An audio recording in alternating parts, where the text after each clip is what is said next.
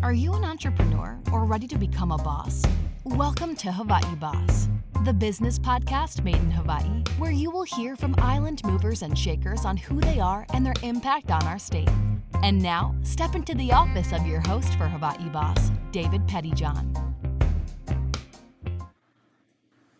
Aloha, Hawaii Boss Podcast listeners out there. This is David Pettijohn, your host, your longtime host. Now that we're moving upon our 1 year, listen, this is a special episode. This is our first live episode, and we are fortunate to go into the Chamber of Commerce of Hawaii and visit with Tyler Hunt, who's the Director of Membership Services. Great to get to know him, but more importantly, great to get to know the Chamber. They've been so helpful in looking for folks to come and see if there's anyone who wants to get on the Hawaii Boss and talk about the important dialogue that we continue to have here about doing business in Hawaii with Aloha. It started about a year ago, just with an idea. A friend of mine, Miguel, and I, in a park, said, hey, sounds crazy, but we should start a podcast. You know, everybody talks about starting a podcast, but week after week, we've been inviting some great folks on, business leaders in Hawaii, community leaders in Hawaii that have been coming on and adding to our important dialogue, which is how do we move forward? First, it was about the pandemic, and now with the economy and the challenges in the economy, how does Hawaii business move forward, and how does Hawaii business take the lead in moving Hawaii forward with its economy and its way of life?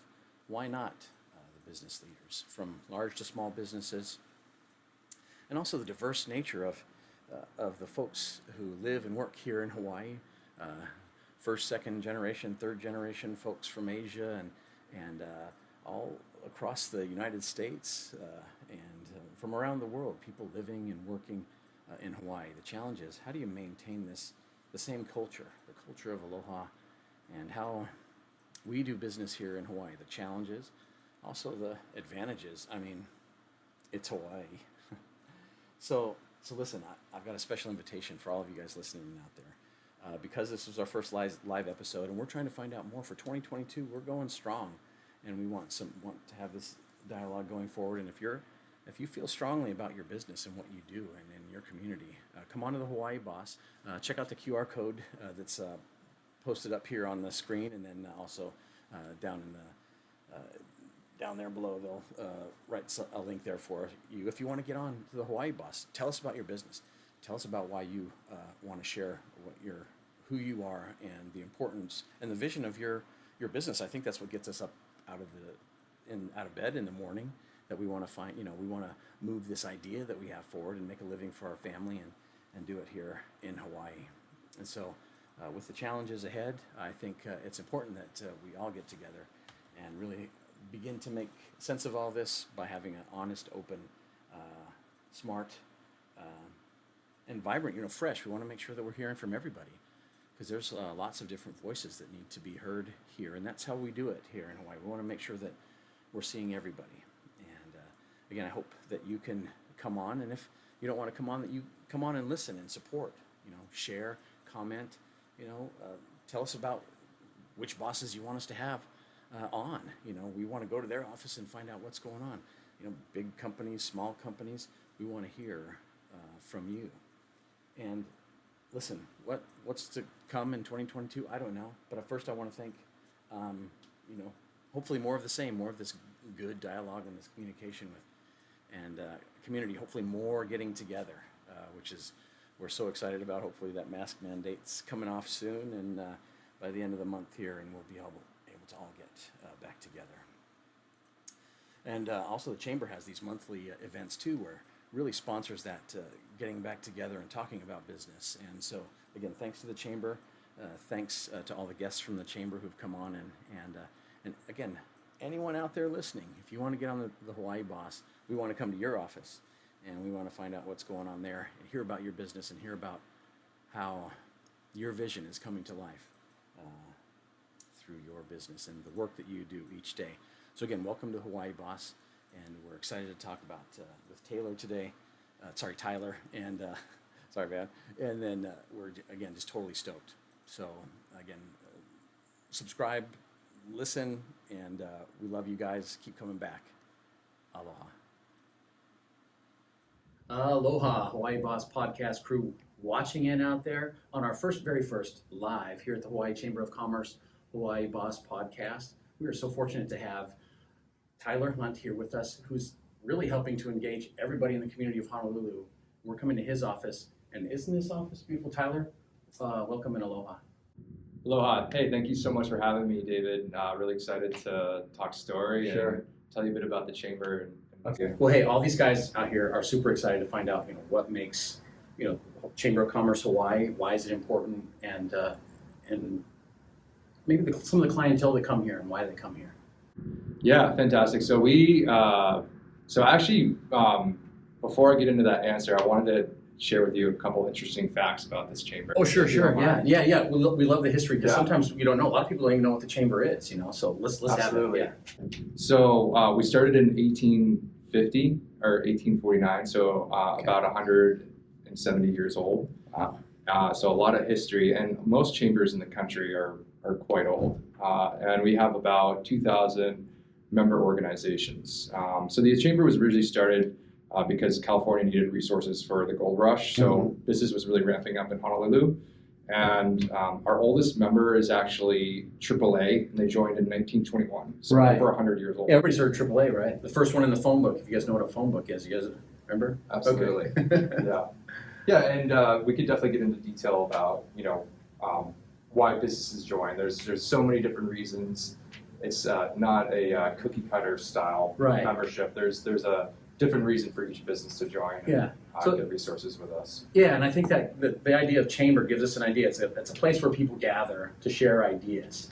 Absolutely. Yeah, and so how do you, with the pandemic and everything like that, as a chamber, how did you function? And now that maybe soon we'll have a mask off and we can get together again, tell us that journey for the chamber. Absolutely, yeah. So I actually joined the chamber at the beginning of COVID. So it was an interesting time to get a new job, and it was really challenging throughout COVID to provide engagement opportunities with businesses being shut down.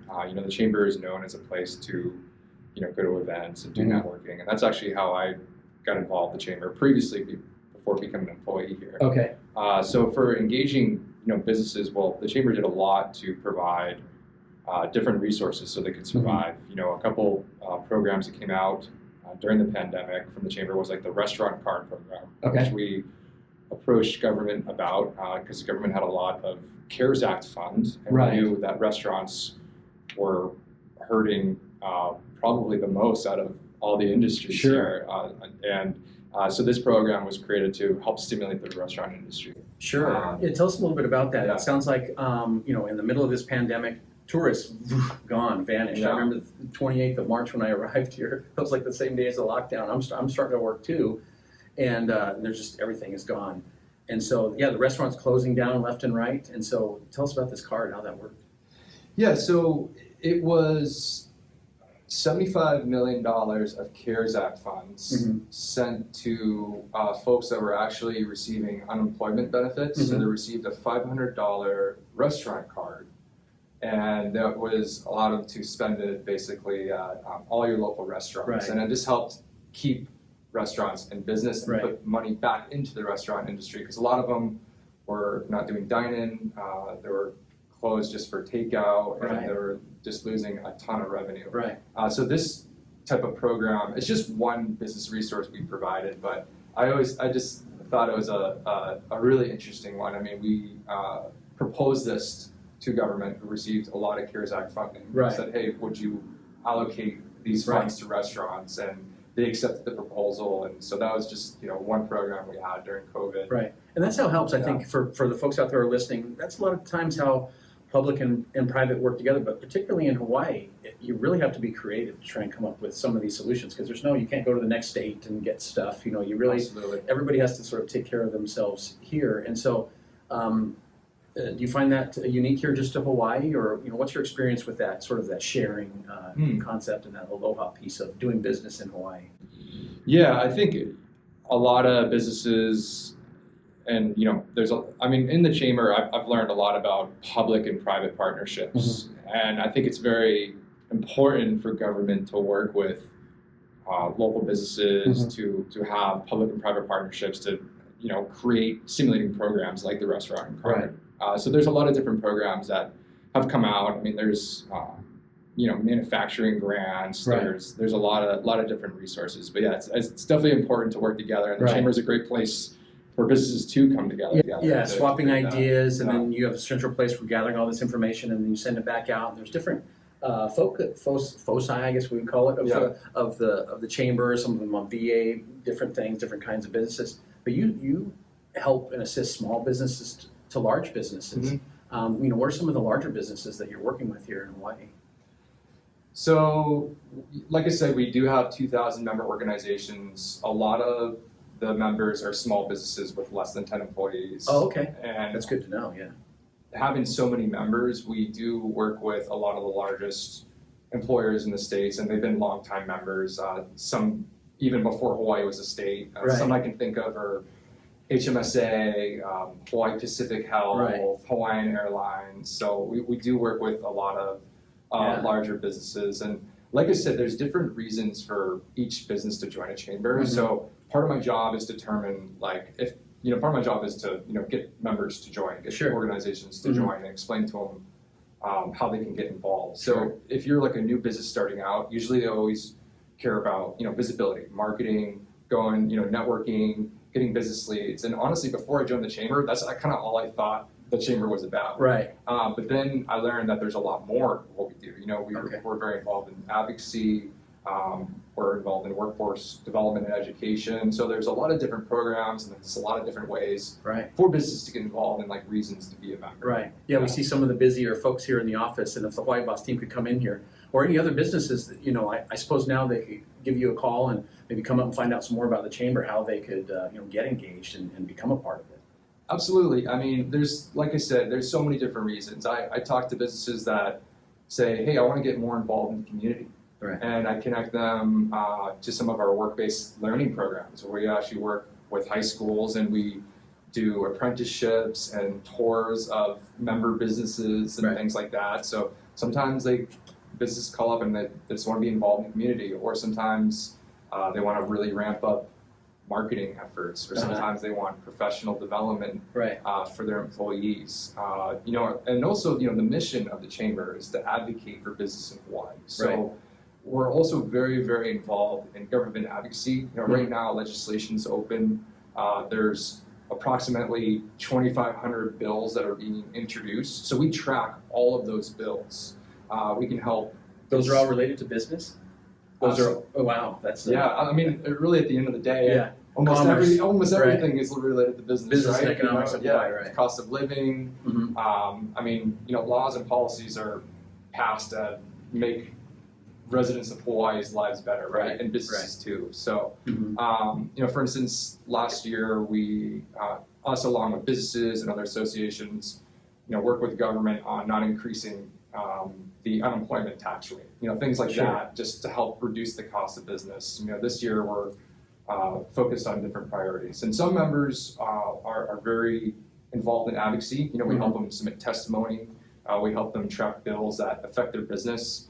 And, some members are pretty hands-off on that. So it's kind of my job to determine, what you as a business owner or what you as a stakeholder in the community really cares about. Are you interested in networking, marketing, advocacy, getting involved in the community? And sometimes they're interested in everything, and sometimes they're interested in just a couple of areas. Well, sometimes if they're not sure, they're out there watching, they're saying, okay, but I heard you guys get together in the evenings where in the pandemic we really couldn't get together, but maybe now you guys are getting back together. What kind of networking opportunities do you have?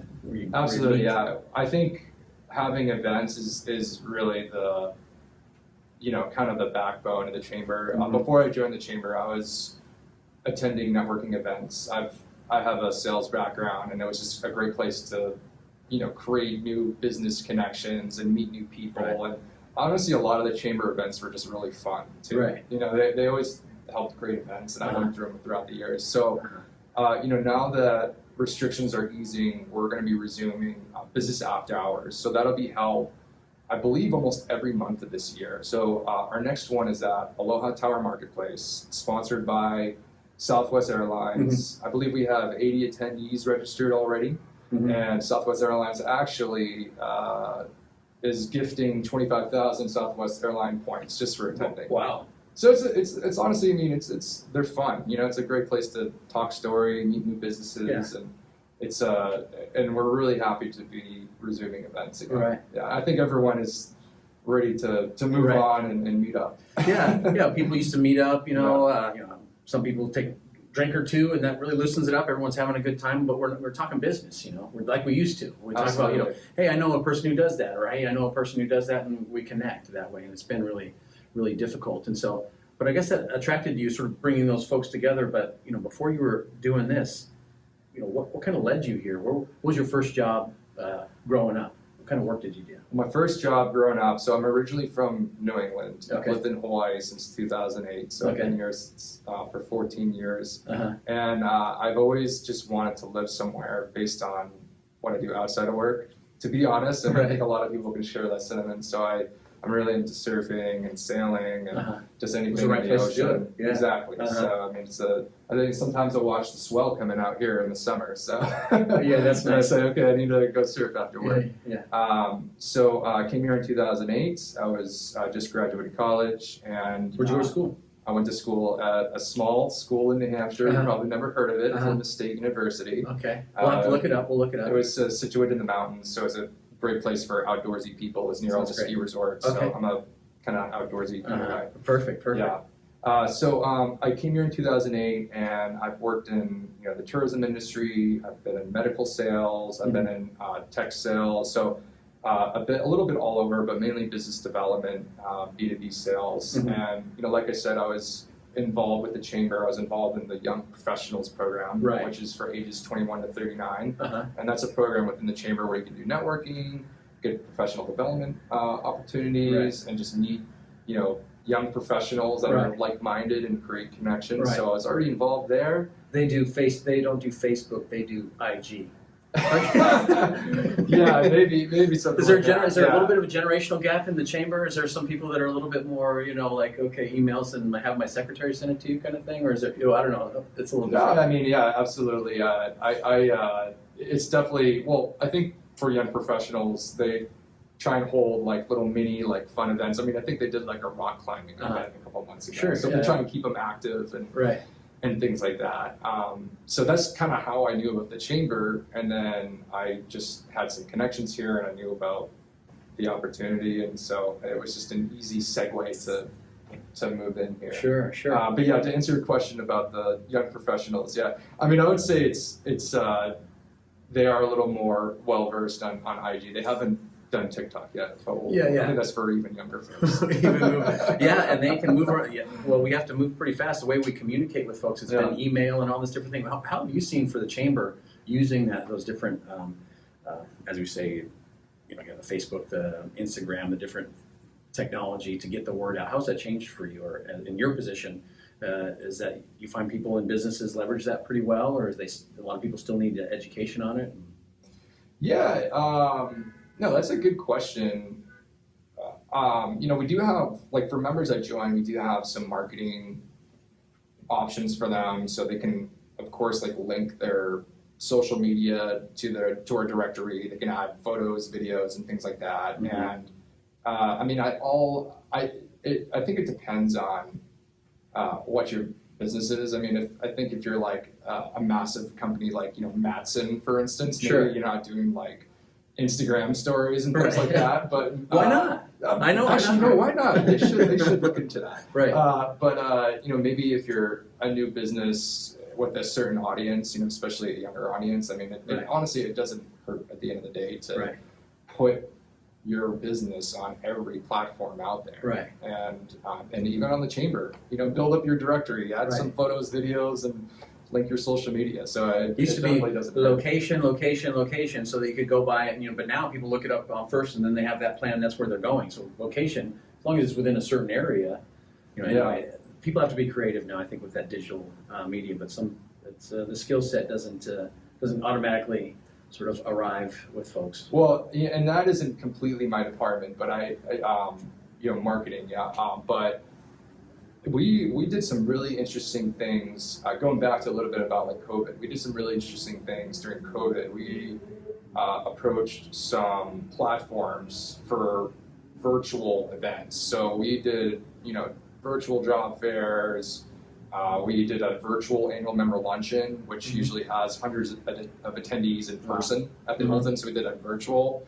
And I believe we tried Zoom. We tried a couple other ones that I forget the name of. But basically, you go into like virtual lobbies, and then you can go click around different tables for networking. Sure. You can click on a stage to see someone speaking.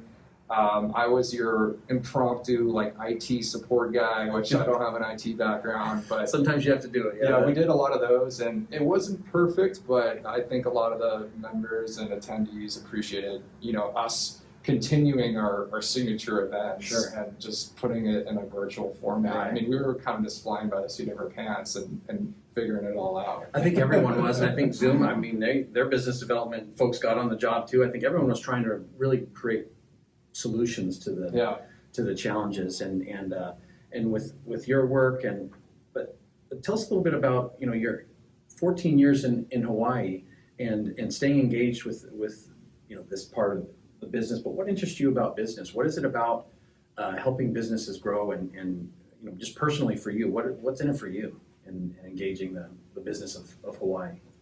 Well, that's a really good question. I mean I just enjoy and I respect business owners. It's incredibly challenging to own a business, and anything I can do to help them succeed helps everyone, helps our economy.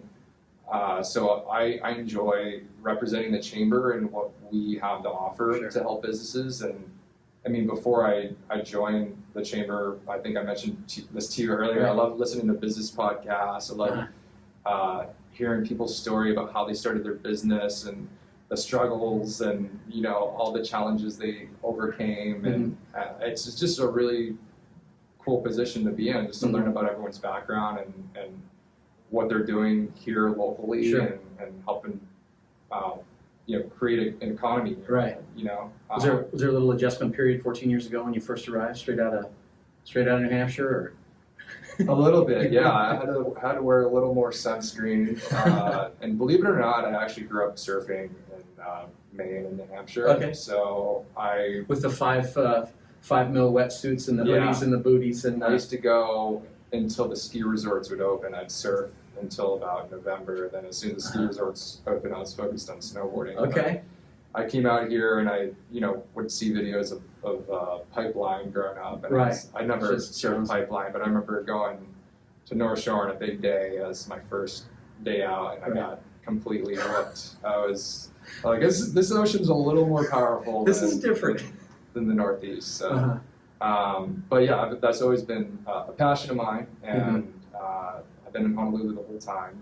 And it really is a small island. It's even being a transplant here for over 10 years. I run into people at the grocery store, and I even have friends with businesses contact the chamber and things like that. So, well, that kind of experience that helps. A lot of people coming in. Maybe there's folks coming from the mainland call you guys and say, "Hey, how do you do business?" What are some of the things that you give to folks who are coming into Hawaii, haven't done business in Hawaii but want to? What are some feedback that you give to them to kind of helps orient them to the way we do things here? Well, I would like to add, I came here straight out of college, so my whole professional career has been in Honolulu. So I don't have a good way to compare it to Well, this is how you grew up. This is how I this is basically all I know. But as folks come in and they kind of have these ideas, you're like, I mean, you're not a consultant necessarily. The chamber isn't.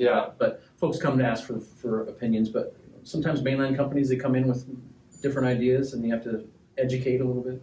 Yeah, I think relationships go a long way here. So folks that are trying to do business here that aren't here locally or don't create real relationships with the businesses they want to work with have a tough time. Okay. If you're a rep for a large business, I used to work in medical sales, so it's some of the reps would be based out of California. They'd fly in for a week and they wouldn't gain a lot of traction. So here, just being able to have a relationship is very important, and also just not being very aggressive in your business tactics. And hard sales and sort of Yeah. pressure sales does not go. Yeah. Right. Also, the other thing here is most folks you talk to, most business owners are very nice. So a lot of people, I'm just coming from a sales background, a lot of people, coming to Hawaii and trying to be a sales rep, they'll get those owners that are like, oh yeah, I love your stuff.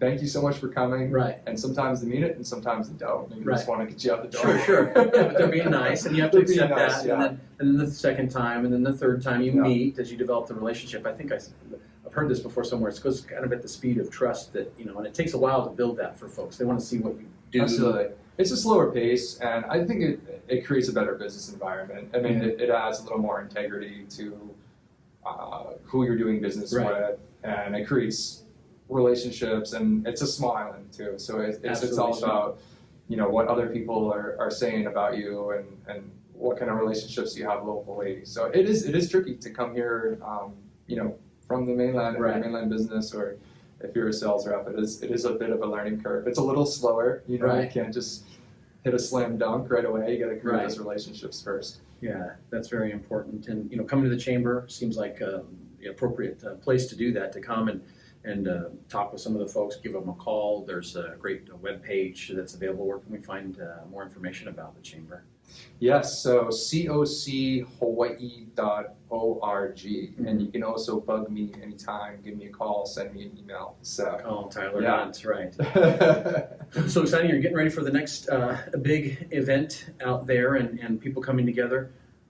And that's good that people together, but you've got to keep living, and you work, and you do all that. What is when you're not here doing chamber stuff? Yeah. I know I think we're out surfing, and you can't get out during the workday, so you have to wait till after work. But weekends and stuff, where are we finding Tyler at? What are you doing? I have an old sailboat, and the projects will be done maybe in 100 years. So I upkeep my old sailboat and I sail it. And you're not living out here, are you? On one of these? I'm not. No, I actually do live in a home. People do that, yeah. In Kankakee, luckily. But no, I love sailing, and I'm actually going to a sailing race after work today in Kaneohe. So looking forward to that. So they have this. It's a small boat, or is it? I have a small sailboat, over in a state marina in Kaneohe, and so I sail a lot. And now, is that a racing boat? Because I don't know a lot about sailing, but I know that there's some clubs and things that are around here too. Yeah, so that is not the racing boat. My boat's very slow, and my friend has a racing boat over at the Yacht Club. Yeah, so those things move. That's so different. A lot faster. Yeah, the long keel. I don't know all the details and stuff like that. Yeah. So what got you interested in that, in sailing? Is that maybe your upbringing back east, or? I sailed a little bit growing up. My family didn't have a sailboat. Okay. I just had an opportunity. My friend was leaving the island, and he sold his sailboat for an incredibly inexpensive price. And I since have sold that boat, but my friend and I just bought into it and just figured out how to sail it. Right. We just kind of winged it, and that was about 8 years ago. So my first sailboat was 21 feet, and then my current one is 27. Yeah. So my dad when he was young, he had this idea we're going to sail around the world. It never came about. But do you have interest in something like that? This is a great launching point for a lot of different destinations throughout the world. Yes and no. I'm definitely not there. My 27-foot sailboat would be a little scary going from like here to Tahiti. I think I'd want something a little bigger. But maybe later on in life, it is a possibility. Hawaii does seem like a great place to sail. It definitely is. It is a challenging place to sail. There's nowhere close to Hawaii. We're thousands of miles from anywhere. So if you want to go to another destination, you got to be well prepared for that. And then also sailing around the islands can get very rough. There's very rough waters. The tide change, and there's these channels that move water pretty quickly. Yeah, the anchorages, which are just places where you're protected, where you can throw an anchor. There's not a whole lot. I mean, there are, but you really have to kind of know what you're doing to stay out of trouble. The rough conditions and things like that. Yeah. So there are some clubs around that get together and say, hey, if you're some of these guys have really nice boats. So I guess there's different levels of clubs that you go to, but. There's yacht clubs. I'm not a part of the yacht club. It's a little bit out of my budget. Like I said, in the future, we're all building towards that, right? But a colleague of mine is, so that's where they do most of the racing out of, Waikiki Yacht Club, Kaneohe Yacht Club. Right. I think Waikiki does it Friday nights, and then Kaneohe does it Thursday nights. So what's a good time? How do you trim that sail and you're at race around buoys, and there's how many other people are in this race? So there's usually like 20 boats or so, and we actually race for free booze at the bar. So whoever the winner has to pay it, or the losers, the last third, have to pay for that? No. So the Yacht Club actually just provides free drinks for first, second, first place, second place, and third place. One man, woman teams. Is there a group usually? There's different size boats. There's everything from 40-foot boats to 20-foot boats, and they all have different speed ratings. Right. So sailboats have different ratings, and you have, I think, what is called like a handicap. So like if you're like a slower boat, you start before. Okay. And then so they give you different start times based on your sailboat's rating. And the idea is that if you're all going the same rating or speed, then you all would finish at the same time. Okay. So yeah, depending on the size of your sailboat, you start at a certain time. They give you handicap like golf. Exactly. Handicap, right. Yeah. So that is so interesting. I think there's a lot of people that, well, of course, we didn't know that you knew all this stuff about sailing, and so we're excited to learn about you and what you do here at the Chamber. And you say tonight, how often can we go see the sail races happening down Waikiki and all that? Well, actually, probably the easiest way to just check out who's racing, if you're just ever interested in looking, is the Friday night races off of Waikiki, because you can see them start in the Alawai Marina, and then they usually just go out to Diamond Head Buoy and back, and you can kind of see them pretty clearly off the coast. You can kind of see the start. If you know the start, you can kind of see them kind of running. Okay. So, and then you can make friends at different boats, and perhaps they could let you on as crew. If they don't know you usually don't have a job, because they're like, hey, I don't. But they like the weight. They like a little extra weight. So dead weight, Right, because then it helps them trim a little better. Exactly. So that's if you have. Also, you can go and participate. Just go down there, maybe just hang out and be a super fan. Yes, exactly. So that's kind of the way on the boat. Or if you ever meet anyone that does it, like, hey, I would love. Can you get me on? Yeah, and they're like, that's the easiest way to do it. If you meet someone who does it. So. Awesome. Well, we got the inside and out of sailing in Hawaii here now with Tyler, and also the Chamber of Commerce. Tyler, it's been such a pleasure having you here, and we're having us here with you, and thank the Chamber of Commerce. But before we cut you loose, because I know you're a busy guy, any last words to the people out here at the Hawaii Boss Crew? Yeah, absolutely. For any businesses that are interested in learning more about the Chamber, feel free to contact me. Perhaps you could leave a email or phone number in the description. Okay. Yeah. And even if you're just curious about how we can help your business, I always like to make sure it's a good fit for membership. But I'm here to help businesses. So anyone who wants to learn more, how to get involved, how we can help you, or how you want to get involved in the business community, just feel free to get in touch. Okay, sir. Awesome. All right. All right. Till next time. Thank you, David. Yeah. Make sure to subscribe to Hawaii Boss and follow us on social media at Hawaii Boss Podcast at the links in the description. We'll see you soon in the boss's office.